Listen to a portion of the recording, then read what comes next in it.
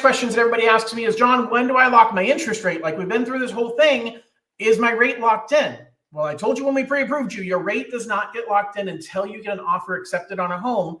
And even then, we have to have a conversation after that to actually freeze your interest rate. So what ultimately is going to happen is you're out shopping for a home, you're getting your offer, your multiple counter offer, your counter offers, you get it accepted, and now you are in contract. That's when I get a copy of the contract, is when we set up an appointment to lock the interest rates.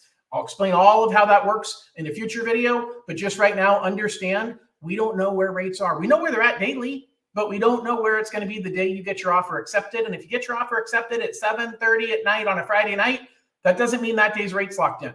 You have to talk to me to freeze in the rate, which typically happens Monday through Friday during business hours. Sometimes the cutoff's as early as 2 p.m., depending upon the loan program.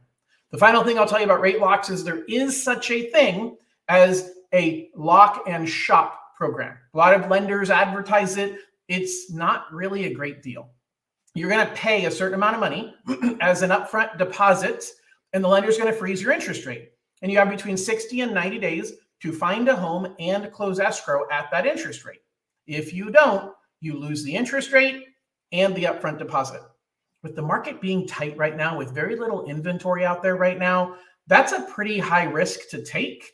We don't think interest rates are going to go up significantly. You never know. But the fact of the matter is, paying money up front for an insurance policy against rates going up, unless you know for sure rates are going up, it's not really a good idea. So can you lock before you find an offer on a home? Yes. Should you? In most cases, no. It doesn't really make sense to do it.